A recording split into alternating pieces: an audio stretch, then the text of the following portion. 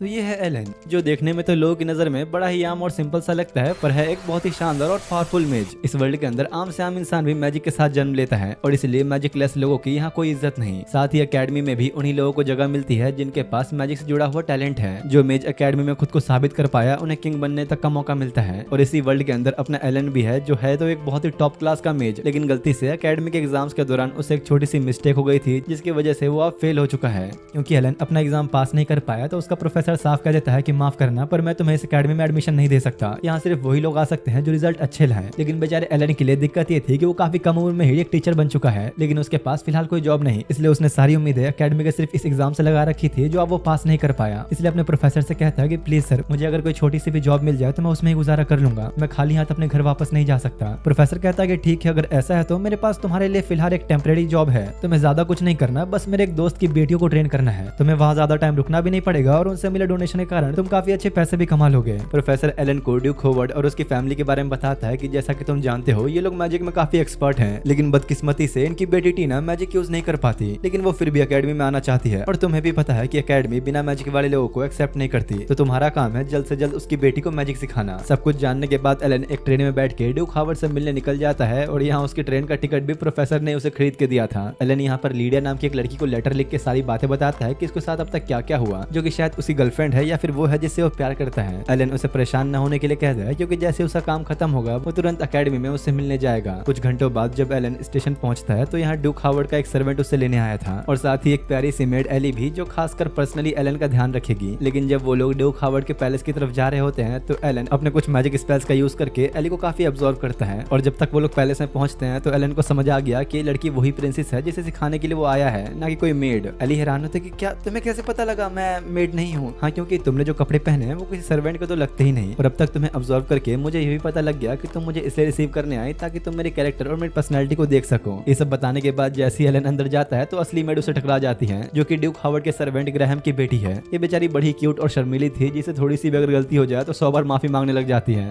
इन सब से मिलने के बाद अब सीधा एलन ड्यूक हावर्ड के पास जाता है, जो कहता है कि तुम्हारा स्वागत है। तो क्या तुम ये जानते हो कि तुम्हें यहाँ किस लिए बुलाया गया? हाँ, ऑब्वियसली मैं यहाँ आपकी बेटी प्रिंसेस टीना को मैजिक सिखाने आया हूँ, ताकि इससे मुझे अकेडमी में एनरोल होने का मौका मिले। जिस पर ड्यूक कहता है कि नहीं, तुम गलत हो। लगता है वो प्रोफेसर मेरी बातों को ढंग से समझ नहीं पाया, क्योंकि मैंने तुम्हें यहाँ इसलिए बुलाया ताकि तुम मेरी बेटी को अकेडमी में जाने से रोको। जो सुनते एलन बहुत हैरान होता है कि आखिर आप ऐसा क्यों चाहते हैं। तो ड्यूक फिर अपने बारे में समझाता है कि असल में उसकी 2 बेटियां हैं। उसकी बड़ी बेटी स्टीला मैजिक में शुरुआत से काफी वीक थी, लेकिन वक्त के साथ साथ उसने इतनी मेहनत की कि उसे अकेडमी ने एक्सेप्ट कर लिया, और आज वो इतनी काबिल है कि स्टूडेंट काउंसिल की प्रेसिडेंट है। लेकिन ड्यूक के लिए परेशानी वाली बात यह है कि इतनी काबिलियत और टैलेंट होने के बाद भी वो उनके मशहूर परिवार की असली पावर्स तक नहीं पहुंची है। लेकिन ड्यूक की मेन परेशानी ये नहीं है, असल में वो ये नहीं चाहता कि उसकी छोटी बेटी टीना अकेडमी में जाए, क्योंकि जिस हिसाब से वो मैजिक में इतनी कमजोर है उसे अकेडमी में भी काफी बुली किया जाएगा। इसलिए वो एलन से कहता है कि तुम कैसे भी उसके दिमाग से अकेडमी जाने का ख्याल निकाल दो। बातचीत करते हुए वो लोग कॉरिडोर से गुजर रहे होते हैं, जहाँ हर तरफ पौधे ही पौधे थे। यहीं पर टीना प्लांट्स की देखभाल कर रही थी, जो देख एलन को काफी अच्छा लगता है। और अब ड्यूक के सामने अपनी बात रखते हुए कहता है कि अगर आपने जैसा कहा मैं उसका उल्टा कर दूं, तो अगर मैं उसे मैजिक में मास्टर कर दूं तो अकेडमी में ना ही कोई उसे परेशान कर सकेगा और ना ही कोई उसे कमजोर समझेगा। ड्यूक इस बात पर थोड़ा सोचता है और कहता है कि ठीक है, फिर अगर तुमने कर दिया तो मैं तुम्हें अपनी तरफ से एक्स्ट्रा बोनस भी दूंगा। जिसके बाद अब शाम में जब एलन ड्यूक की डिनर पार्टी में शामिल होता है तो यहीं पर उसकी मुलाकात दोबारा टीना और एली से होती है, जो कि बिल्कुल आपस में 7 बहनों की तरह रहती थी। टीना ने अपनी मॉम को और एली ने अपनी मॉम और डैड दोनों को खोया था, इसलिए दोनों का बॉन्ड कुछ ज्यादा ही गहरा था। तो ड्यूक एलन से एली को भी ट्रेन करने के लिए कहता है, क्योंकि वो दोनों को ही साथ में अकेडमी भेजना चाहता था। एलन भी कहता है कि हाँ क्यों नहीं, कल से तुम लोग की ट्रेनिंग शुरू होगी तो बस तैयार रहना। साथ ही यहाँ उन दोनों को अपने एक नए साथी से भी मिलाता है, जो कि एक मैजिकल ब्लैक कैट। ये प्रोफेसर की तरफ से एलन को एक गिफ्ट है जो उनकी हर ट्रेनिंग में हेल्प करेगा। अगली सुबह एलन ट्रेनिंग शुरू करने के लिए टीना से मिलने जाता है, तो यहाँ वो कुछ ज्यादा ही घबराई हुई थी। उसे खुद पर ही भरोसा नहीं था कि वो मैजिक सीख ही पाएगी या नहीं। तो एलन समझाता है कि अरे शांत रहो, मैं यहाँ तुम्हारे लिए ही आया हूँ। पहले तुम्हारा ये जानना जरूरी है कि अकेडमी में किस तरह के एग्जाम्स होते हैं। एलन टीना को अकेडमी के 2 तरह के एग्जाम्स के बारे में समझाता है, जिसमें सबसे पहला है थ्योरेटिकल एग्जाम, जिसमें मैजिक के साइंस रूल्स और उनके यूज से जुड़े क्वेश्चंस पूछे जाते हैं। ये वाला एक तरह से आसान भी होता है, क्योंकि दूसरा एग्जाम है प्रैक्टिकल एग्जाम, जिसमें तुम्हारी कैपेबिलिटी, पावर्स और मैजिक यूज करने की क्षमता को देखा जाता है, ताकि तुम्हारा लेवल और इंक्रीज हो सके। एलन टीना को एक सिंपल सा क्वेश्चन पेपर देते हुए कहता है कि तुम पहले इसे कंप्लीट करो, अगर सब कुछ सही रहा तो कल से हम लोग अपनी ट्रेनिंग शुरू करेंगे। जिसके बाद अब रात तक टीना अपना टेस्ट पेपर कंप्लीट करके एलन के कमरे में भेज देती है। जो देख वो तो काफी हैरान था, क्योंकि उसके सारे के सारे आंसर सही थे, मतलब कि उसका नॉलेज काफी एडवांस लेवल का है। एलन अगली सुबह जाकर टीना को रिजल्ट दिखाते हुए कहता है कि तुमने तो सच में काफी अच्छा परफॉर्म किया। ये टेस्ट बस तुम्हारी नॉलेज के लिए था, जो कि काफी जल्दी खत्म हो गया, और अब लगता है कि तुम प्रैक्टिकल ट्रेनिंग के लिए रेडी हो। टीना कहती है हाँ, लेकिन वो मेरे लिए बहुत ही मुश्किल है। इतने सालों में अब तक मैं ढंग से मैजिक करना सीख ही नहीं पाई। पाई। कई सारे टीचर्स ने मुझे सिखाने की कोशिश की पर वो सब हार मान के चले गए क्योंकि उन्हें लगता ही नहीं था कि मैं अपनी कभी मैजिकल पावर्स अवेकन भी कर पाऊंगी। तो एलन कहता है कि अरे चिंता मत करो, तुम्हारे बाकी टीचर्स मेरे जैसे नहीं थे। जब तक तुम्हारा अकेडमी में जाने का सपना पूरा नहीं हो जाता मैं भी यहाँ से नहीं जाने वाला। लेकिन एलन ये जानना चाहता था कि उसने अकेडमी में जाने का ही सपना क्यों चुना, जिस पर टीना खुश होते हुए कहते हैं कि इसलिए क्योंकि मेरी मॉम इस दुनिया की सबसे बेस्ट मैजिकल यूजर थी, मुझे भी उनकी तरह ही मैजिक में महारत हासिल करनी है। इसी बीच एली एक ट्रे में काफी सारी कैंडल्स लेकर अंदर आती है और लड़खड़ाते हुए गलती से गिर जाती है, पर जल्दी से एलन एली के साथ साथ गिरती हुई ट्रे को भी मैजिक से पकड़ लेता है और आराम से टेबल पर रख देता है। और ये सारे कैंडल्स उसने ही उन दोनों की ट्रेनिंग के लिए मंगाए थे। सारी कैंडल्स को सामने रख के वो टीना से पूछता है कि वैसे क्या तुम्हें मैजिक के एलिमेंट्स पता है। तो टीना कहते हैं कि हाँ शायद 5 या 6 होते हैं, फायर, वाटर, अर्थ, एयर, लाइटनिंग और डार्कनेस। और स्किल्ड मैजिक्स 2-3 मैजिकल एलिमेंट्स को एक साथ कंबाइन कर सकते हैं। हाँ बिल्कुल तुमने सही कहा, और तुम्हारी फैमिली खासकर आइस और विंड को कंबाइन करने के लिए फेमस है, लेकिन मैं चाहता हूँ कि तुम कुछ और एलिमेंट्स भी ट्राई करो। एलन पहले एली की एबिलिटीज चेक करना चाहता था और उसे कहता है कि अपनी मैजिक से इस कैंडल को जलाओ, और वो अपनी पहली कोशिश में जला भी देती है। तो एलन कहता है कि ठीक है अब विंड का यूज करके इसे बुझाओ, लेकिन काफी कोशिशों के बाद भी वो फ्लेम बुझा नहीं पाती। तो एलन अब टीना से कहता है कि अब तुम्हारी बारी, मैं चाहता हूँ कि एक बार में तुम सारी कैंडल्स जलाओ। टीना ये करने की काफी कोशिश तो करती है पर वो अपने मैजिक को यूज ही नहीं कर पा रही थी।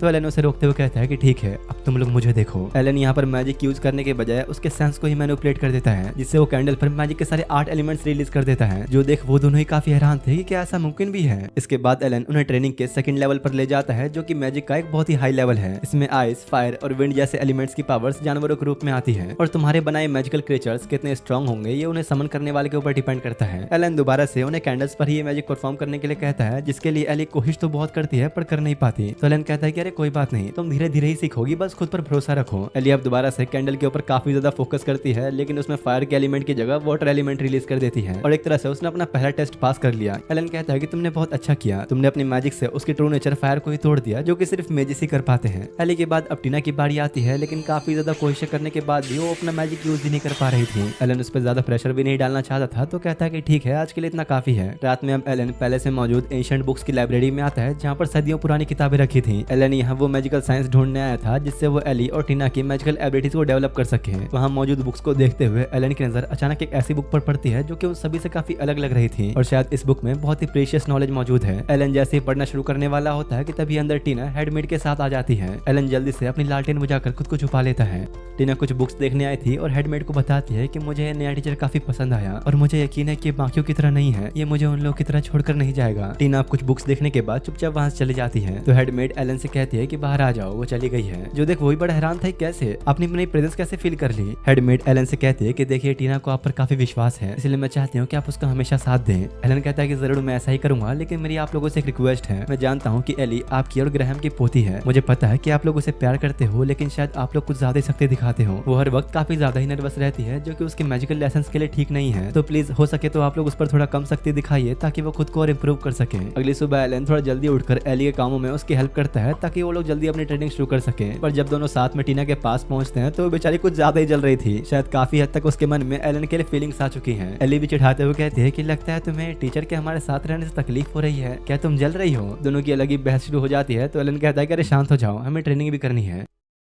दोनों अब बारी बारी दोबारा से कैंडल के सामने खड़े होकर उसे जलाने की कोशिश तो करते हैं, लेकिन बड़े ही अजीब तरीके से फेल हो जाते हैं। तो एलन कहता है कि अरे कोई बात नहीं, जब तक तुम लोग कोई दूसरी स्किल भी सीख सकते हो। और अब वो बस अपने किसी मैजिक ट्रिक से बिना किसी चीज का यूज करे 2 छोटे छोटे बिल्ली के बच्चों को क्रिएट कर देता है, और समझाता है कि ये मैजिक का एक बिल्कुल ही अलग यूज है, जिसमें हम रियल चीजों की कई सारी कॉपीज बना सकते हैं। पर फिलहाल वो उन लोगों को प्रैक्टिस करने के लिए कहकर चला जाता है, क्योंकि एक दिन में ही ज्यादा स्किल्स का यूज करने से वो कमजोर भी हो सकते हैं। एलन जा ही रहा होता है कि तभी एक सर्वेंट आके उसे अपने प्यार लीडिया का लव लेटर देता है। इसने लेटर में अपने प्यारे एलन को जो भी अब तक उसके साथ वो सब बताया होता है, और साथ ही ये भी कैसे वो उसे काफी मिस कर रही है। जो देख एलन की सारी टेंशन दूर हो जाती है। और अब जब उसे अपने माशुका की चिट्ठी मिल गई थी, तो अगले दिन बिल्कुल ही फ्रेश मूड में एलन दोबारा से उन लोगों को सिखाने के लिए आता है, जहाँ पर एली तो कैंडल जला लेती है, लेकिन टीना हमेशा की तरह अपना मैजिक यूज ही नहीं कर पाती। लेकिन इस बार एलन कुछ अजीब नोटिस करता है, टीना के हाथ से हल्के हल्के मैजिक के ट्रेसेस निकल रहे थे। इसलिए अब ये चीज समझने के लिए एलन दोबारा से उस एंशिएंट लाइब्रेरी में जाता है, उसी मिस्टीरियस बुक को पढ़ने लगता है, जिसमें बहुत ज्यादा राज छुपे थे। इसलिए उसे यकीन होता है कि इस बुक की नॉलेज के साथ वो उन दोनों ही लड़कियों की पावर्स को निखार सकता है। अगली सुबह एलन एली को एक कोने में लाकर, मेरा मतलब भाई साइड में लाकर, उसे पूछता है कि तुम्हारी लाइफ में कुछ बदलाव हुए हैं क्या। वो ये जानना चाहता था कि एली को अपने दादा दादी से वो प्यार मिल पा रहा है कि नहीं, जिसके लिए उसने एली की ग्रैंड मदर से कहा था। और देख के लग रहा है कि वो फिलहाल काफी खुश है। अब वो पहले की तरह नर्वस भी नहीं रहती, और अब उस पर कोई प्रेशर भी नहीं। एलन कहता है कि देखो तुम्हारे अंदर हमेशा से ही बहुत टैलेंट है, और अब शायद तुम्हारा वो असली टैलेंट बाहर आ पाएगा। अपनी बात का प्रैक्टिकल दिखाने के लिए एलन दोबारा से उसे कैंडल के सामने लाता है, जहाँ इस बार उसका अपने मैजिक के ऊपर इतना अच्छा कंट्रोल था कि वो एक बार में ही कैंडल पर आइस मैजिक यूज कर देती है और उसका यही टैलेंट एलन दिखाना चाह रहा था। लेकिन ये सब देख ऑब्वियसली टीना काफी उदास होती है क्योंकि अब तक वो कुछ कर ही नहीं पाई। एलन के कहने पर वो एक बार दोबारा से कोशिश तो करती है पर फिर भी कुछ नहीं कर पाती। उसका मोटिवेशन कम न हो इसलिए एलन समझाता है कि अरे कोई बात नहीं, हम दोबारा से ट्राई करेंगे। मैजिक में जरूरी होता है पेशेंस, तुम प्रैक्टिस करती रहो। और अब वो सीधा ड्यूक हावर्ड से मिलने जाता है ताकि टीना एक कंडीशन के ऊपर बात कर सके। पर एलन की बात सुन ड्यूक थोड़ा गुस्से में कहता है कि मैंने तो पहले ही कहा था तुम्हें, इस तरह अपने करंट लेवल पर वो अकेडमी में गई तो वहाँ एक दिन भी नहीं टिक पाएगी, इसलिए मैं तुम्हें बस कुछ और दिन देता हूँ। अगर तुम उसका लेवल ठीक कर पाए तो ठीक है, वरना फिर यहाँ से जा सकते हो। इस पर एलन कहता है कि हाँ जरूर, मैं अपनी पूरी कोशिश करूंगा। और जब एलन वापस आता है तो देखता है कि टीना अब भी लगातार कोशिश ही कर रही है। एलन भी ये देख परेशान था कि आखिर वो कौन सी रुकावट है जो इसके मैजिक को फ्लो होने से रोक रही है। अगली सुबह जब एलन टीना के पास आता है तो देखता है कि वो थकान के मारे वहाँ बैठी बैठी सो गई। तो अब उसे जगाते हुए वही मिस्टीरियस बुक दिखाते हुए कहता है कि ये देखो, इस बुक के अंदर वो सारे राज हैं जिससे तुम्हारी मैजिकल एबिलिटीज इंप्रूव हो सकती हैं। लेकिन फिलहाल टीना अपना सारा कॉन्फिडेंस खो चुकी थी और कहते हैं कि बस करो, मैं एक फेलियर हूँ, मैं कभी भी मैजिक मास्टर कर ही नहीं सकती। मेरे सबसे करीबी दोस्त तक मुझसे आगे निकल गई पर अब तक मैं ही क्यों कुछ नहीं कर पाई, आखिर मैं ही क्यों, मुझे ही क्यों मैजिक ने नकार दिया। टीना ये सब कहते हुए जैसे गुस्से में चिल्लाती है उसके आसपास बहुत ही पावरफुल आइस स्टॉर्म क्रिएट हो जाता है, जो देख एलन एली से कहता है कि बाहर रहो, पास मत आना। ये आइस स्टॉर्म इतना पावरफुल था कि लगभग पूरे रूम के ही एरिया को कैप्चर कर चुका था, जो देख एलन समझ जाता है कि वही सबसे खतरनाक मैजिक है, क्योंकि ऐसी मैजिकल पावर्स यूजर अनजाने में बिना कंट्रोल के रिलीज कर देता है, जो कि इतना खतरनाक होता है कि सबसे पहले अपने यूजर को ही तबाह कर देता है। एलन तूफान को रोकने की कोशिश करते हुए टीना को चिल्लाते हुए कहता है कि जल्दी मेरी बात सुनो, मैं अब टेलीपैथी के जरिए तुम्हारे माइंड तक पहुंचने की कोशिश करूंगा ताकि मेरे और तुम्हारे मैजिकल पावर्स के बीच एक लिंक बन सके। अगर ये सक्सेस हुआ तो ये मैजिक रुक सकता है, इसलिए तुम डरना मत और शांत रहो। एलन अब एक मैजिकल स्पेल कास्ट करके शांति से टेलीपैथी के जरिए शांति से मेंटल लिंक बनाने की कोशिश करता है। और जैसे ये लिंक कंप्लीट हुआ उसे टीना के अंदर के इमोशंस फील होते हैं, जो बस चीख चीख कर एक ही चीज कह रहे थे कि मैं एक फेलियर हूँ, मैं कुछ नहीं कर सकती। एलन समझ जाता है कि बात क्या है और अपने मैजिक के जरिए टीना तक पहुंचने की कोशिश करता है। देखो तुम शांत रहो, जब तक तुम खुद पे काबू नहीं कर लेती ये मैजिक खत्म नहीं होगा।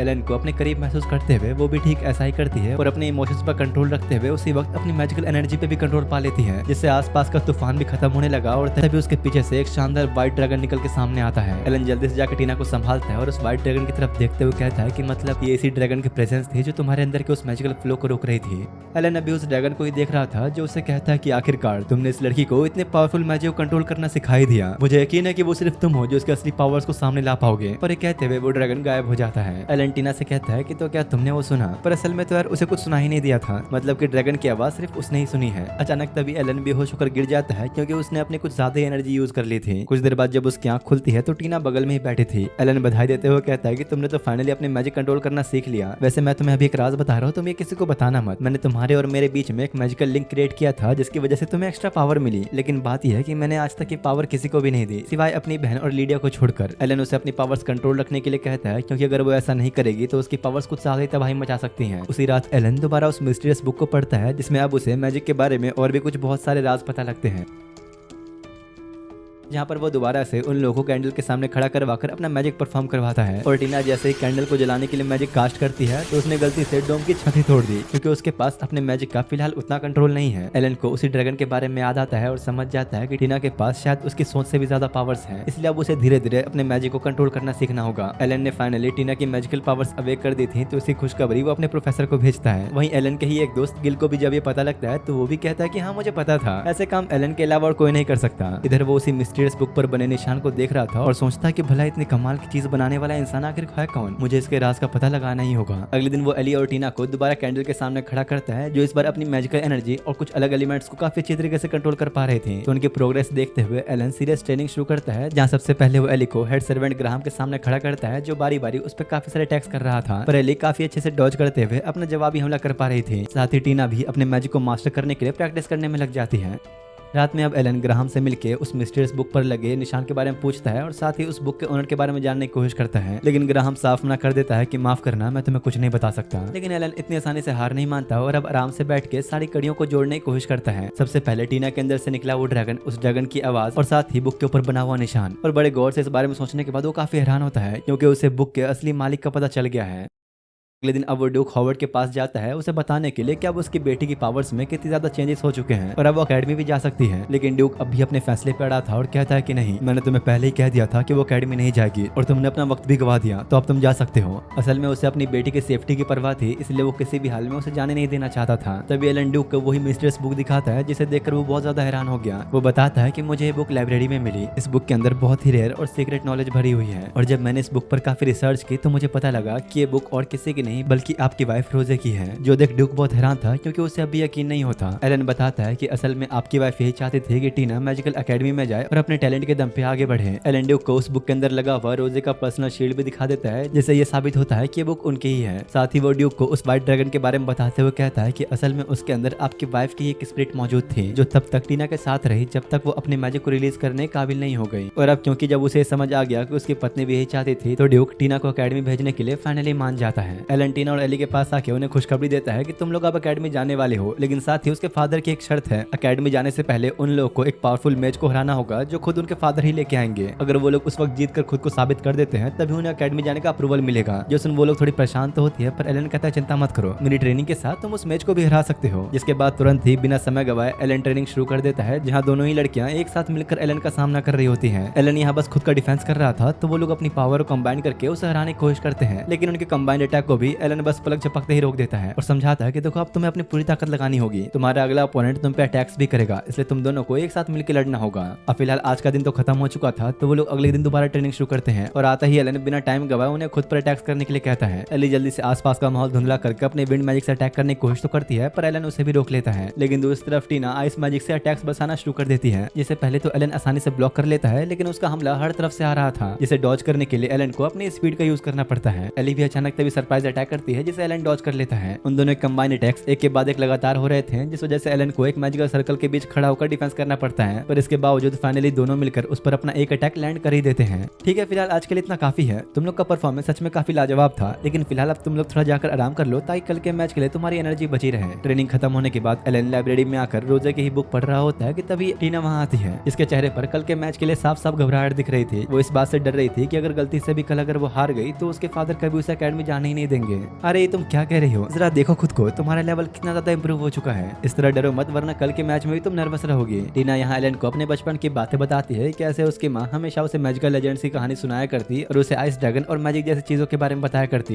एलन समझ जाता है कि जरूर ये उस बुक की कहानियां हैं और टीना को वही बुक दे देता है जिसे अब तक उसने उन लोगों की ट्रेनिंग के लिए यूज किया। ये बुक तुम्हारी मॉम की ही है और लगता है कि शायद उन्होंने तुम्हारे लिए ही छोड़ा था। उनकी सारी उम्मीदें तुमसे ही हैं, इसलिए कल अपना बेस्ट देना। अगले दिन फाइनली उनके असली टेस्ट का वक्त आ चुका था, जहाँ एलन जब उन दोनों को बैटलफील्ड की तरफ ले जा रहा होता है, तो वहाँ हेडमेट उन्हें रोकते हुए टीना को एक मैजिकल स्टाफ देती है, जो असल में ड्यूक हावर्ड की वाइफ यानी टीना की माँ का था। वो चाहती थी कि जब टीना इससे काबिल हो जाए तब उसे सौंप दिया जाए। हाँ, मैंने सोच लिया है, मुझे क्या करना है मुझे अच्छे से पता है। जैसे ही दोनों मैच के लिए आते हैं तो यहाँ उनके सामने एक अननोन मेज खड़ा होता है। सबसे पहले एली अपने विंड मैजिक से अटैक करके उसे रोकने की कोशिश करती है और तेजी से उसकी तरफ बढ़ती है, पर वो मेज उल्टा उसके अटैक को ब्लॉक करते हुए उसे उछालकर हवा में ही फेंक देता है। पर हवा में होने के बावजूद भी एली दो मैजिकल एलिमेंट्स का इस्तेमाल करके उसे वहीं पर रोक देती है। मौका मिलते ही टीना आइस मैजिक से उसके पैरों को फ्रीज करके उसे जकड़ने की सोचती है, लेकिन इतने में वो खुद को आजाद कर लेता है और एक तेज जंप के साथ नीचे आते हुए टीना पर एक जोरदार हमला करने वाला होता है कि तभी एली आकर बचा लेती है। लगातार कुछ हमले करने के बाद वो दोनों उस मेज को आगे और पीछे से घेर लेते हैं और उस पर कंबाइन अटैक करते हैं, लेकिन फिर भी वो उनके हमले को रोक लेता है और अपनी असली पावर शो करते हुए आइस मैजिक का एक जबरदस्त एक्सप्लोजन करता है। वो उन दोनों के खिलाफ आइस मैजिक का यूज करना शुरू कर देता है, जो देख एलन काफी हैरान था क्योंकि उसका आइस मैजिक कितना खतरनाक है ये एलन तक को महसूस हो रहा था। और उसी पल वो ये बात समझ गया कि ये मेज और कोई नहीं बल्कि खुद ड्यूक हावर्ड है, जिसने बिना किसी को बताया खुद अपनी बेटी को टेस्ट करने का फैसला किया था। जैसे जैसे वो अपनी आइस मैजिक की पावर्स और ज्यादा रिलीज कर रहा था, दोनों काफी घबराने लगते हैं कि भला अब हम लोग क्या करें। तो एलन उन्हें शांत करते हुए कहता है कि अरे चिंता मत करो, तुम दोनों कंबाइंड पावर उसके बराबर ही है, तुम लोग कर सकते हो। इधर ड्यूक आइस मैजिक से बर्फ की एक बहुत ही बड़ी चट्टान बना लेता है और उन पर हमला करने ही वाला था कि तभी दोनों ही लड़कियां एक परफेक्ट कोऑर्डिनेशन के साथ अपने मैजिक को कंबाइन करके उस बर्फ से बनी चट्टान को अपने तक पहुंचने से पहले ब्लास्ट कर देती है। हालांकि उन लोगों ने अब अपनी ताकत को साबित तो कर लिया था, लेकिन ड्यूक हावर्ड यही नहीं रुकता। वो अपना एक बहुत ही पावरफुल स्पेल कास्ट करते हुए एक खतरनाक बीस्ट स्नो वुल्फ को समन कर लेता है, जो देख एलन भी घबराने लगता है क्योंकि इन दोनों के लिए ही इतने पावरफुल मैजिक के सामने टिक पाना बहुत ही मुश्किल है। एलन खुद नीचे आके ग्राहम से सब रोकने के लिए कहता है, पर फिलहाल उसके हाथ में भी कुछ नहीं था। फिलहाल इधर एली और टीना पीछे न हटते हुए एक बार दोबारा से उस बीस्ट के ऊपर अपना एक ऐसा कंबाइन अटैक करते हैं जो सिर्फ कुछ बहुत ही पावरफुल मैजिशियन से कर पाते हैं, लेकिन इसके बावजूद वो स्नो वुल्फ वहीं का वहीं खड़ा रहता है। एलन कहता है कि चिंता मत करो, उस ट्रेनिंग को याद करो जो मैंने तुम्हें सिखाया। वो दोनों अपना कोऑर्डिनेशन दिखाते हुए स्टाफ को साथ में पकड़ लेते हैं, जिससे अब किसी तरह का मैजिक रिलीज होता है। जैसे ही ड्यूक अपने वुल्फ को उन पे झपटने का ऑर्डर देता है तो उनके स्टाफ से कुछ ऐसी मैजिकल एनर्जी रिलीज होती है जिससे एक और वुल्फ समन हो गया। दोनों ही बीस्ट्स के बीच एक भयानक क्लैश शुरू हो जाता है, लेकिन टीना जानती थी कि इतना काफी नहीं है। वो अपनी मॉम की दी हुई एक हेयर रिबन निकालकर स्टाफ से बांध देती है। जैसे वो रिबन और स्टाफ एक साथ मिलते हैं, एक बहुत ही भयानक पावर रिलीज होती है और बस कुछ पलों के अंदर ही किंग हावर्ड का वो बीस्ट वहीं खत्म हो जाता है। ये पावर इतना ज्यादा था कि एक बड़े ब्लास्ट के साथ पूरे डोम का छत टूट जाता है और इसी के साथ उन दोनों ने इस मैच को ऑफिशियली जीत लिया था। इसके बाद अगले सीन में वो लोग स्टेशन पे अकेडमी जाने के लिए आए होते हैं, जहाँ ड्यूक हावर्ड खुद उन्हें छोड़ने आया था और टीना से कहता है कि देखो देखो तुम मुझे माफ करना, मैं पहले डर रहा था कि तुम्हें अकेडमी भेजना चाहिए या नहीं, लेकिन अब तुम्हारी काबिलियत देखने के बाद मुझे तुम पर पूरा भरोसा है, तुम जरूर बहुत आगे बढ़ोगी। इसके बाद अब वो तीनों ही अकेडमी की तरफ निकल जाते हैं और काफी घंटों के सफर के बाद वो लोग फाइनली अकेडमी पहुंच जाते हैं। और जैसे एलन बेचारा अकेडमी में एंटर करता है कि उसके ऊपर एक फायर मैजिक से अटैक होता है, जिसे वो बड़ी आसानी से डिफ्लेक्ट कर लेता है क्योंकि ये उसकी प्यारी माशुका लिविया ने किया था। वो फिलहाल इस बात से बहुत गुस्सा थी कि एलन ने इतने दिनों में बस एक ही बार लेटर लिखा।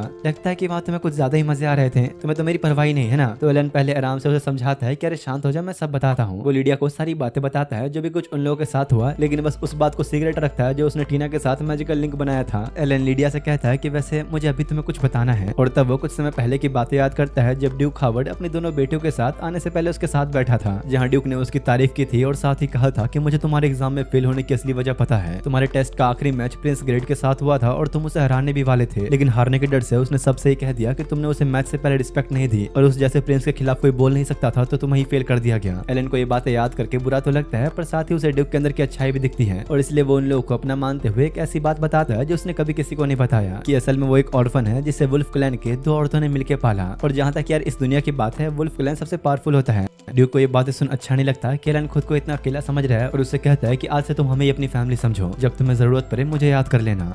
पर उसके जाने से पहले वो प्रोफेसर खुद उससे मिलने आता है, जिसकी वजह से एलन को एक पोजीशन मिली थी और एलन को एक नया जॉब ऑफर देते हुए कहता है कि मेरे पास तुम्हारे लिए एक बहुत ही बेहतरीन काम है, अगर तुम चाहो तो अब से तुम ड्यूक हावर्ड के लिए रेगुलरली काम कर सकते हो। और एलन भी अपने प्रोफेसर के इस जॉब ऑफर को मना नहीं कर पाता। यहाँ प्रेजेंट में एलन लिडिया से कहता है कि देखो अब तक मेरे साथ जो भी हुआ मैंने वो सब तुम्हें बता दिया और यही वजह है कि मैं यहाँ इन दोनों लड़कियों के साथ हूँ। फिलहाल मैं थोड़ा आराम करने जा रहा हूँ, हम लोग कल मिलते हैं। जिसके बाद अगले दिन अकेडमी में टीना और एली की पहली क्लास थी, तो एलन उन्हें गुड लक कहकर और अच्छे समझाकर अपनी पहली क्लास में भेज देता है। एलन से मिलने के लिए यहाँ उसकी बहन कैरन आई होती है और साथ ही लेडी लीजा भी, जो कि लिडिया की माँ है और एलन को अपने बेटे जैसा प्यार करती है, पर उन्हें ये नहीं पता कि जिसे वो बेटा समझ रही है वो दामाद बनने की फिराक में है। वो सब लोग असेंबली स्क्वायर में आते हैं जहाँ पर नए स्टूडेंट्स के लिए वेलकम सेरेमनी शुरू हो रही थी। सबसे पहले कैरन स्टेज पे आती है, जो कि स्टूडेंट काउंसिल की वाइस प्रेसिडेंट है और पूरे गर्व से खुद को इंट्रोड्यूस करते हुए बताते हैं कि मैं वुल्फ क्लैन से हूँ। हालांकि काफी सारे लोग इस क्लैन से नफरत करते हैं, पर मुझे उन सबसे फर्क नहीं पड़ता। यही कैरन अपने क्लैन के ग्रेटेस्ट मेज को इंट्रोड्यूस करवाती है, जिसके आते ही सब कोई शोर मचाते हुए तालियां बजाता है। जिसके बाद अब बारी आती है टीना की स्पीच देने की, क्योंकि उसका ओहदा सभी स्टूडेंट्स में काफी बड़ा था, तो इसलिए उसे स्पीच देने का मौका मिला, पर वो बेचारी कुछ ज्यादा ही नर्वस थी। फिर भी हिम्मत करते हुए अपनी मुश्किलों के बारे में बताते हैं कि वो कैसे यहाँ तक पहुंची और फिर वही सब जो एक स्पीच में होता है। जिसके बाद खुद टीना की बहन सामने आती है, जो कि फिलहाल स्टूडेंट काउंसिल की प्रेसिडेंट है और कुछ मोटिवेशनल बातों के साथ न्यू स्टूडेंट्स का वेलकम करते हुए अपनी स्पीच खत्म करती है। अगले दिन जब वो लोग एकेडमी के बैटलफील्ड में प्रैक्टिस कर रहे होते हैं, तो यहाँ लिडिया का सामना प्रिंस ग्रेड के गार्ड से होता है, जो वही प्रिंस है जिसने एलन को बदनाम करके फेल करवा दिया था और इसलिए लिडिया को उससे नफरत है। हालांकि ग्रेड खुद लिडिया को पसंद करता था, लेकिन वो उन्हें जरा भी बर्दाश्त नहीं करती। लिडिया उनसे लड़ी रही होती है कि तभी एलन के साथ साथ खुद सुल्तान भी वहाँ पर आ जाता है और पूछता है कि भला यहाँ पर आखिर हो क्या रहा है। लिडिया कहती है कि माफ कीजिएगा, पर आपका बेटा ही मुझे परेशान कर रहा था। ग्राहक झूठ बोलकर लिडिया को फंसाने की कोशिश करता है, जो देख एलन बीच में आते हुए कहता है कि मुझे माफ कीजिए, पर मुझे इतना यकीन है कि लिडिया बेवजह किसी पे हमला नहीं करेगी, तो आपसे मेरी रिक्वेस्ट है कि प्रिंस ग्राहक को हमसे दूर रखिए, उसका बिहेवियर सही नहीं है।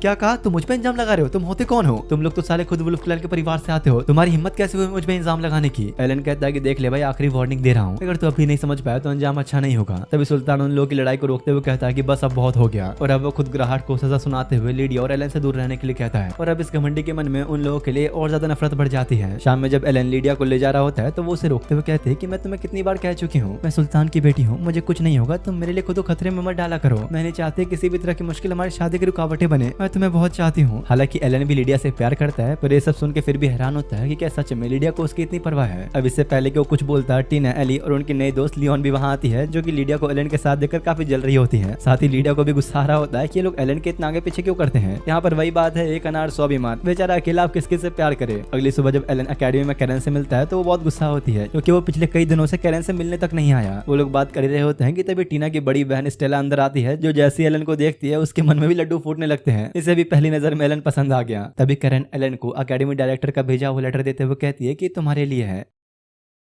लेटर में डायरेक्टर ने लिखा होता है कि वो एलन और प्रिंस ग्रेड के बीच जो सब हुआ वो सब जानता है। सजा के तौर पर ग्रेड को अपने फादर के अंडर हाउस अरेस्ट में रखा गया है, लेकिन डायरेक्टर का मानना है कि अभी भी खतरा टला नहीं है, इसलिए हालातों को समझते हुए डायरेक्टर ने अकेडमी की सिक्योरिटी और बढ़ा दी है। और ये लेटर के जरिए डायरेक्टर एलन को सावधान करना चाहते थे कि वो ग्रेड को बिल्कुल भी हल्के में ना ले। हालांकि एलन ये सुनकर थोड़ा परेशान तो होता है, पर वो बात अपने तक ही रखता है। स्टेला और कैरन को कुछ नहीं बताता। उन लोगों के जाने के थोड़ी देर बाद स्टेला वापस से आकर एलन को उसका पूरे दिन का शेड्यूल देती है, जहाँ इस बीच वो नोटिस करता है कि स्टेला के बालों का स्टाइल और उस पर लगे के वो रिबन्स बिल्कुल टीना के जैसे हैं। एलन इस बारे में पूछता है तो वो कहते हैं कि हाँ क्यों नहीं, हम दोनों की परवरिश बचपन से साथ हुई है, इसलिए हम दोनों को ही अपनी मदर के काफी सारे गुण विरासत में मिले हैं। एलन समझ जाता है कि मतलब इसके पास भी वो लेजेंडरी पावर्स होनी चाहिए, शायद ये अभी तक अपने ट्रू पोटेंशियल तक नहीं पहुंची। उसे बातचीत करने के बाद एलन एकेडमी की अपनी पहली क्लास लेने आता है, जहाँ पर एली, टीना और बाकी स्टूडेंट्स भी आए होते हैं। एलन सबसे पहले उनमें से एक को अपना एक मैजिकल स्पेल कास्ट करके दिखाने को कहता है और फिर समझाता है कि देखो हर एक मेज के पास अपनी एक यूनिक एबिलिटी होती है और वही यूनिक एबिलिटी उस मेज की असली ताकत होती है। वो अब टीना को अपना आइस मैजिक परफॉर्म करने को कहता है, पर जैसे ही वो अपना मैजिक यूज करना शुरू करती है ढंग से कंट्रोल ही नहीं कर पाती और सब कुछ फ्रीज होने लगता है। तो जल्दी से एलन टीना को शांत करके उसकी मैजिकल एनर्जी को कंट्रोल में लाता है। फिलहाल उसे अपने आइस मैजिक पे काम करने की अब भी काफी जरूरत है। आगे एलन फायर और वाटर मैजिक को कंबाइन करके दिखाता है और फिर एक साथ मैजिक के कई सारे एलिमेंट्स को यूज करता है, उन्हें समझाने के लिए कि हर एक मेज के पास एक से ज्यादा एलिमेंट्स को यूज करने की क्षमता होनी चाहिए। वो समझाता है कैसे हर एलिमेंट के अलग अलग मैजिकल बीस्ट होते हैं जिन्हें समन करने के लिए उन्हें अब प्रैक्टिस करनी होगी। अपनी आज एक क्लास खत्म करके वो टीना, एली और लियान के साथ घर वापस आता है उन्हें एक्स्ट्रा ट्रेनिंग देने के लिए, जिसकी जॉब उसे ड्यूक ने दी है। और ऐसे ही कुछ दिन लगातार ट्रेनिंग और क्लासेस के बाद वो फैसला करता है क्यों ना सबको थोड़ा रिलैक्स करवाया जाए और आज सबको एक साथ लीडिया के फादर के होटल में हॉट स्प्रिंग का मजा दिलवाने के लिए लेकर आता है, जहाँ आज उनके साथ एलन का दोस्त गिल भी है। पर उन बेचारों का नसीब इतना खराब था कि जैसे वो लोग होटल पहुंचते हैं तो उन्हें पता लगता है कि आज तो हॉट स्प्रिंग बंद है। कुछ प्रॉब्लम के कारण हॉट स्प्रिंग कुछ देर तक बंद रहेगा, इसलिए उन्हें वेट करना पड़ेगा। इसी बीच इन लोगों के साथ लीडिया की एक फ्रेंड फेलिशिया भी आती है। पर अब ऐसे बैठे बैठे वो लोग टाइम पास करके काफी बोर हो गए थे, तो एलन और गिल खुद वहाँ के स्टाफ के पास जाते हैं ये जानने के लिए कि आखिर प्रॉब्लम क्या है। तो वहाँ का हेड उन्हें बताता है कि ऐसा नहीं है किसी मशीन के खराब होने की वजह से हॉट स्प्रिंग बंद हुआ, बल्कि वहाँ जो हीटिंग स्टोन था जो हॉट स्प्रिंग के पानी को गर्म रखता था वो गायब हो चुका है। जो सुन वो लोग समझ जाते हैं कि जरूर स्टोन को चुराया गया है, इससे परेशानी होनी तो उन्हीं लोगों को है, तो अब उन्हें चोर को ढूंढना पड़ेगा। वो लोग जब यही बातचीत कर रहे होते हैं कि इसे किसने चुराया होगा कि तभी गिल को एक ऐसी बर्ड के बारे में याद आता है जो हीट के बिना नहीं रह सकता, तो हो सकता है कि शायद उसने ये चुराया हो। एलन कहता है कि ठीक है, अगर ऐसा है तो हमें होटल के आसपास केव्स में सर्च करना चाहिए, लेकिन एलन बाकी सभी लड़कियों को होटल में रुकने को कहकर सिर्फ लीडिया को अपने साथ ले जाता है, क्योंकि उसे फायर मैजिक आता था तो वो स्टोन को दूर से ही सेंस कर सकती है। इसी बीच रास्ते में लीडिया एलन के ऊपर बहुत ही गुस्सा हो जाती है, क्योंकि उसे लग रहा था कि जरूर एलन ने किसी और के साथ भी मैजिकल बॉन्ड बनाया है। एलन बात घुमाने की कोशिश करता है तो लीडिया कहते हैं कोई बात नहीं, मैं खुद इसका पता लगा लूंगी। कुछ देर बाद अब वो लोग बड़े से गुफा के पास पहुंचते हैं, जहाँ भाई उनके पीछे पीछे वो सारी लड़कियां भी आ गई थी। शायद बेचारियों को लीडिया के एलन के साथ होने की वजह से जलन हो रही थी। वो सब लोग जब साथ में अंदर आते हैं तो वो हीटिंग स्टोन अंदर ही रखा था और आसपास एक बर्ड के छोटे छोटे बच्चे थे। असल में ये स्टोन एक बर्ड खुद यहाँ पर लेकर आई थी, जिसके बच्चों को गर्मी की बहुत जरूरत है, क्योंकि वो लोग एक्स्ट्रा हीट के बिना सर्वाइव नहीं कर सकते। हालातों को समझने के बाद एलन उन लड़कियों को 2 काम देता है। सबसे पहला काम कि बिना उन बच्चों को डराए, बिना उन्हें कोई नुकसान पहुंचाए मैजिकल हीटिंग स्टोन को वहां से निकालना, जिसके लिए उन्हें किसी दूसरे हीट सोर्स का इंतजाम करना पड़ेगा। और दूसरा काम यह है कि पहला काम उनके मदर के आने से पहले कंप्लीट होना चाहिए। और यहाँ पे भाई एलन की माँ शुकाएं सही में अच्छा आइडिया निकालती है। वो लोग एक दूसरे छोटे से स्टोन पर हीटिंग मैजिक यूज करके सेम उसी स्टोन जैसा बना देते हैं, ताकि उन बर्ड के बच्चों को कोई दिक्कत भी ना हो। पर इससे पहले कि वो लोग अपना काम पूरा कर पाते, खुद मदर बर्ड वहाँ गई होती है। वो आते ही गुस्से में सभी पर एक खतरनाक हमला करती है, जिससे लीडिया बड़ी मुश्किल से रोक पाती है। तभी एलन प्रोफेसर की कैट के जरिए कोई मैजिक स्पेल कास्ट करके उस बर्ड को शांत कर देता है। एलन बर्ड को समझाता है कि हम ना ही तुम्हें और तुम्हारे बच्चों को नुकसान पहुंचाने आए थे, बस अपने मैजिकल स्टोन को लेने आए थे। और सभी से कहता है कि हमें शायद इस स्टोन को यहीं पर छोड़ देना चाहिए, इसकी हमसे ज्यादा जरूरत इन बर्ड्स को है। और तब एलन उन्हें बताता है कि ये उन लोगों का एक छोटा सा टेस्ट था। वो चाहता तो बहुत पहले ही प्रोफेसर से बोल के एक दूसरा हीटिंग स्टोन मंगवा लेता, लेकिन उसने इसी बहाने एक टेस्ट लेकर उन लोगों का टीम वर्क देखना चाहा। जिसके बाद होटल आकर वो लोग अपना मस्त आराम से मस्ती वस्ती करते हैं और मजे से आज का पूरा दिन बिताते हैं। लेकिन वहीं दूसरी तरफ उनके लिए एक बहुत ही बड़ी प्रॉब्लम खड़ी हो चुकी थी।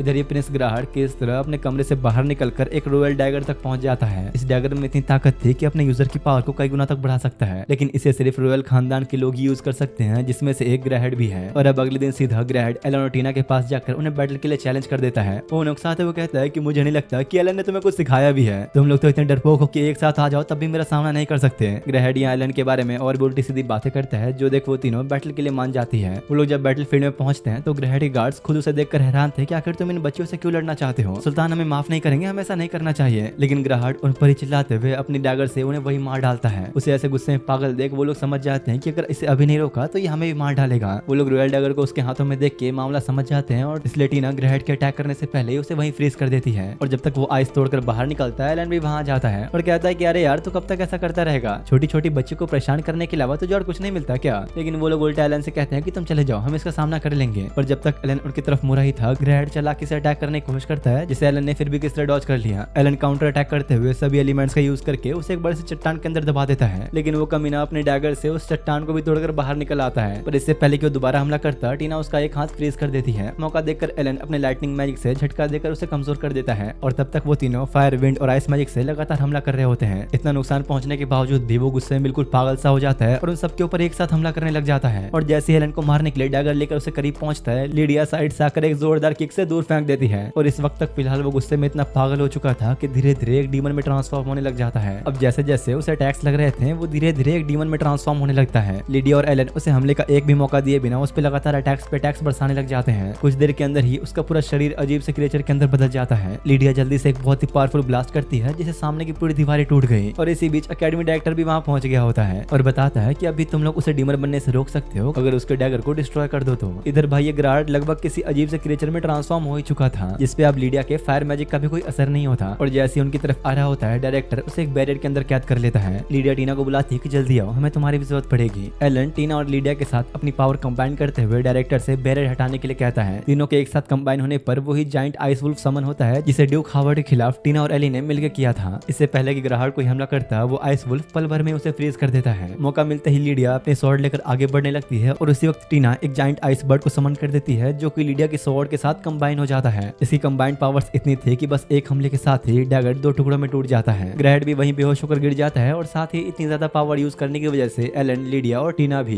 कुछ देर बाद जब एलन की आंख खुलती है तो लीडिया उसके बगल में बैठी थी। एलन उसे बचाने के लिए थैंक्स कहता है लेकिन फिलहाल लीडिया को पता चल गया था कि एलन ने टीना के साथ मैजिकल बॉन्ड बनाया था, इसलिए वो तो बहुत गुस्से में है। तभी इसी बीच लीडिया की माँ भी वहाँ आती है जो एलन का शुक्रिया अदा करती है इन सब लड़कियों की जान बचाने के लिए।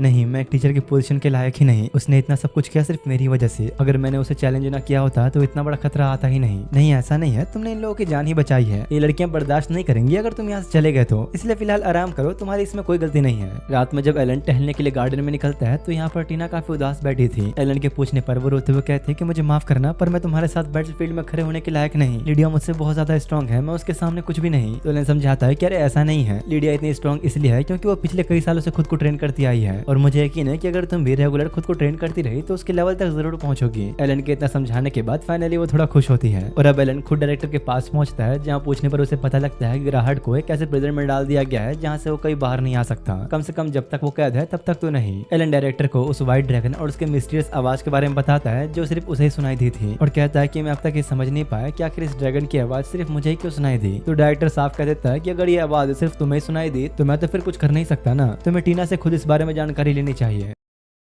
वो लोग बातें कर ही रहे थे कि तभी स्टेला अंदर आती है जो अपनी फ्रेंड फेलिशिया की तबीयत खराब होने की वजह से उसके लिए छुट्टी मांगने आई थी, जिसके लिए डायरेक्टर मंजूरी भी दे देता है। उसके जाने के बाद डायरेक्टर एलन को बताता है कि स्टेला लोगों की हमेशा हेल्प करती है। हालांकि मैजिक के मामले में स्टेला से ज्यादा टैलेंट कैरन के पास है, पर फिर भी मैंने उसे ही चुना। और दरवाजे के पीछे खड़ी स्टेला ये बातें सुन लेती है जिससे उसे अपने वो पुराने दिन याद आते हैं जब उसके फादर ने उसे अकेडमी जाने से मना किया था और कहा था कि तुम इसे काबिल नहीं हो। जो बात स्टेला को बहुत बुरी लगी थी क्योंकि उसे लगा था कि उसके फादर उसे सपोर्ट नहीं करते और उल्टा नीचा दिखा रहे हैं। और तभी उसने घर छोड़कर अकेडमी में आके खुद को प्रूव करने का फैसला किया। ये उसकी खुद की मेहनत का नतीजा है कि आज वो स्टूडेंट काउंसिल की प्रेसिडेंट है। लेकिन आज जब वो अपनी बहन टीना के पास अपने से ज्यादा मैजिकल टैलेंट देखती है तो उसे थोड़ा बुरा तो फील होता ही है। शाम में जब वो कैरन के साथ अपने कमरे में जा रही होती है तो कैरन समझ गई थी कि उसकी परेशानी क्या है और उसे अपने साथ आने के लिए कहती है, पर वो उल्टा मना करते हुए चली जाती है कि नहीं मैं ठीक हूँ। पर कमरे में आते ही उसके अंदर की असली परेशानी सामने आती है जो उसे खुद के एक छोटे से रूप में अपने सामने दिखाई देती है और स्टेला से कहती है कि तुम कमजोर हो, तुम इस पोजीशन के काबिल हो ही नहीं सकती। ग्रहण से बैटल के दौरान तुम पीछे हट गई, तुमने कुछ भी नहीं किया और तुम्हारी खुद की बहन अकेले बिना डरे उससे लड़ने चली गई। तुम हमेशा उसे कमजोरी रहोगी। अपने मन में चल रही इन बातों से वो इतनी परेशान हो जाती है कि खुद को ही कमरे में बंद कर लेती है। इधर अगली सुबह एलन अपने दोस्त गिल से मैजिक के मेथड्स को इंप्रूव करने के बारे में बात कर रहा होता है, जहाँ गिल उससे कहता है कि तुम प्लीज संभल कर रहना, तुम वुल्फ क्लैन से जुड़े हुए हो, इसलिए यहाँ काफी सारे लोग तुम्हें दुश्मनी की नजर से देखते हैं, हो सकता है कि वो तुम्हारे खिलाफ कुछ प्लानिंग भी करें। पर एलन को इन बातों से कोई फर्क नहीं पड़ता और कहता है कि चिंता मत करो, मैं देख लूंगा। बाहर जाते हुए उसे स्टेला अपने सामने देखती है जो कि फिलहाल काफी उदास दिख रही थी। एलन भी ये बात नोटिस कर लेता है और टीना से आके पूछता है क्या तुम्हें अपनी बहन में कुछ चेंजेस नहीं दिख रहे हैं? पता नहीं, मैं 2 दिनों से उससे मिली नहीं। एलन कहता है कि ठीक है, स्टेला की बात हम बाद में करेंगे, पहले तुम मुझे ये बताओ कि क्या तुम्हारे अंदर से निकले उस व्हाइट ड्रैगन से तुमने कभी कोई आवाज सुनी? तो टीना मना करती है कि नहीं, मैंने तो ऐसा कुछ नहीं सुना। तो एलन समझ जाता है कि मतलब वो सही था, वो आवाज कार्डी बर्ड की थी जो सिर्फ उन लोगों को ही सुनाई देती है जिनके पास बहुत ज्यादा पावर्स होती हैं। इसलिए अब एलन टीना से वादा करता है कि वो उसके अंदर के टैलेंट को बाहर लाएगा। जब तक वो टीना को इस काबिल नहीं बना देता कि वो उस ड्रैगन की आवाज सुन पाए तब तक वो हमेशा उसके साथ रहेगा। इसके बाद वो एली और लियान को टीना के साथ बुलाकर उन्हें मैजिकल लिंक के बारे में समझाते हुए कहता है कि इस लिंक के साथ किसी भी मेज का लेवल काफी ज्यादा इंक्रीज हो सकता है और लीडिया के साथ वो अपना मैजिकल लिंक परफॉर्म करके भी दिखाता है। इस तरफ स्टेला यहाँ घंटों तक लगातार ट्रेनिंग करते हुए बस खुद को इम्प्रूव करने में लगी थी, पर अब तक उसकी पावर्स में कुछ ज्यादा बदलाव नहीं आया, इसलिए फिलहाल वो काफी ज्यादा ही परेशान होती है। अगले दिन अकेडमी में ट्रेनिंग के लिए सब लोग आए होते हैं बस फेशिया को छोड़कर, क्योंकि वो इधर अपनी फैमिली मैटर में परेशान थी। असल में अकेडमी में रहने की वजह से वो अपनी फैमिली कंपनी पर जरा भी ध्यान नहीं दे पाई और इसकी वजह से उनकी कंपनी का एक बहुत ही इंपॉर्टेंट कॉन्ट्रैक्ट कैंसिल हो गया और उनको बहुत बड़ा लॉस हुआ। कैरन अब ये सारी बातें एलन को बता ही रही होती है कि तभी एली और लियान उनके पास रिपोर्ट्स लेके एलन को दिखाने पहुंच जाते हैं, जिसमें साफ दिख रहा था कि अभी उनकी कंपनी काफी ज्यादा घाटे में चल रही है। एलन कहता है कि चलो ठीक है, तुम लोग परेशान मत हो, मैं देखता हूँ कि मैं क्या कर सकता हूँ। और अभी क्योंकि लीडिया एलन के आसपास नहीं थी तो वो तीनों मौका देख के एलन को डिनर के लिए पूछती है, जिसके लिए वो तो मान भी जाता है और रात में उनके घर पर उन तीनों के साथ डिनर कर रहा होता है। पर वहाँ उसे स्टेला नहीं दिखती तो वो थोड़ा परेशान था कि आखिर वो है कहाँ। वो इस बारे में उन लोगों से पूछता भी है पर वो कह देती है कि शायद हो सकता है वो बिजी हो। अगले दिन अब एलन उन लोगों की प्रॉब्लम ठीक करने के लिए खुद फेशिया और उसके फादर से मिलने जाता है और उन्हें समझाता है कि देखिए, अकेडमी के टीचर के रूप में मैं डायरेक्टली आपकी मदद नहीं कर सकता, लेकिन हाँ फिर भी मैं आपके लिए अपने कनेक्शंस के जरिए हेल्प कर सकता हूँ। अब यार पता नहीं कैसे, लेकिन वो अपने कुछ पर्सनल कनेक्शंस का यूज करके उन लोगों का कॉन्ट्रैक्ट एक बड़ी कंपनी के साथ करवा देता है और साथ ही कॉन्ट्रैक्ट के सारे डॉक्यूमेंट्स भी तैयार कर लेता है। जो देख वो लोग भी हैरान थे कि क्या सच में एक कंपनी हमारे साथ काम करने के लिए मान गई। पर खैर एलन ने एक अनजान होते हुए भी उनके लिए इतना कुछ किया तो उसका फादर दिल से थैंक्स कहता है। लेकिन साथ ही यहाँ पर एक प्रॉब्लम हो चुकी थी। फेलिशिया को महसूस होता है कि एलन के लिए उसके दिल में भी आप फीलिंग्स आ चुकी हैं। मतलब यार क्या ही चल रहा है, जिस लड़की को देखो उसे एलन से प्यार हो जा रहा है। अगले दिन एलन लीडिया की माँ क्वीन लीजा से मिलने जाता है, उनसे ये पूछने के लिए क्या आपने फेलिशिया और उसके परिवार की कंपनी के प्रोजेक्ट में हिस्सा लेने का फैसला किया है या नहीं। इस पर वो कहती है कि हाँ क्यों नहीं, इससे हम दोनों की अच्छी ग्रोथ होगी। फेलिशिया के परिवार से जिस बड़े कंपनी में कॉन्ट्रैक्ट करवाने की एलन बात कर रहा था वो किसी और की नहीं बल्कि लीडिया की फैमिली की ही कंपनी है। फेलिशिया जब ये खुशखबरी कैरन और स्टेला को बताने जाती है तो कैरन तो बहुत खुश होती है, लेकिन स्टेला अंदर ही अंदर और परेशान हो रही थी क्योंकि उसे लग रहा था कि वो अभी वहीं की वहीं है और उसके आसपास सब कोई आगे बढ़ता जा रहा है। अगली सुबह जब कैरन स्टेला से मिलने जाती है तो वो उसे पूरा अकेडमी में कहीं दिखती ही नहीं। कैरन इस बात से इतनी परेशान हो जाती है कि एलन से रिक्वेस्ट करती है कि प्लीज उसे ढूंढ दो, वो पूरा अकेडमी में कहीं नहीं दिख रही, पता नहीं वो कहाँ चली गई। असल में स्टेला अपने लिए कोई फैसला लेकर अपने परिवार के पुराने और सुनसान घर में चली आई थी जहाँ वो कुछ समय तक अकेले रहना चाहती थी, लेकिन ज्यादा टाइम भी नहीं लगता और एलन उसे ढूंढते हुए पहुंच जाता है। आखिर बात क्या है, तुम मुझसे क्या छुपा रही हो, मुझे बताओ, क्या पता मैं तुम्हारी हेल्प कर सकूं।